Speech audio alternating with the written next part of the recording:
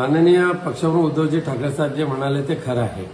म्हणजे काल परवापर्यंत खूप तिखट भाषा वापरायची मुस्लिमांच्या विरोधात आणि त्यांना उद्ध्वस्त करण्याची कुठेतरी भाषा वापरली जात होती.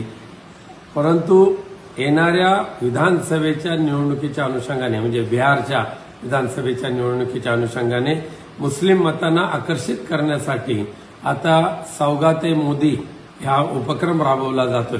गोरगरिबांना मदत करायला हरकत नाहीये, पण त्याच्यामध्ये त्यांचा पक्षीय स्वार्थ आहे.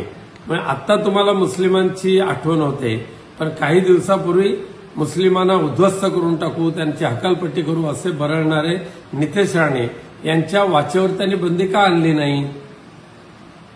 त्यांना त्यांच्यावर कोणतंही त्यांचं बंधनच नव्हतं. त्यामुळे एकीकडे मोह में राम बगल में छुरी अशा पद्धतीचं वर्तन आहे असं दिसून येते. छत्रपती शिवाजी महाराजांचं जे कर्तृत्व आहे ते ह्या महाराष्ट्रामध्ये अशा अनेक घटनांनी जे दिसून येते, त्यामध्ये संभाजीनगरमधली औरंगजेबाचं थडगं. आणि आम्हाला अभिमान आहे की औरंगजेबासारख्या बलाढ्य मोगल साम्राज्याचं निपात आपल्या छत्रपती शिवाजी महाराजांनी जो केला आहे आणि त्याचा जे काही जे अवशेष आहे ते तिथे पाहायला मिळतात.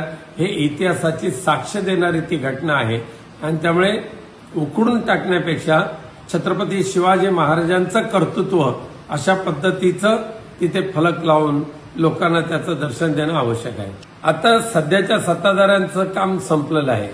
गरज सरो वैद्य मरो याप्रमाणे आता 2100 रुपये तर सोडाच, कधीच मिळू शकणार नाही. कारण अजित पवारांसारखा खडूस मास्तर हेडमास्तर अर्थ खात्याला भेटलेला आहे आणि त्यावेळेला एकनाथ शिंदेनी त्या अर्थ खात्याची लावलेली विल्हेवाट ही सांभाळायची असेल तर अजित पवार या असल्या फुकट योजनांना फार कुठे प्रोत्साहन देतील असं मला वाटत नाही. पण भगिनींची निराशा मात्र 100% होईल असं सध्याच्या सत्ताधाऱ्यांच्या बोलण्यावरून वाटतंय.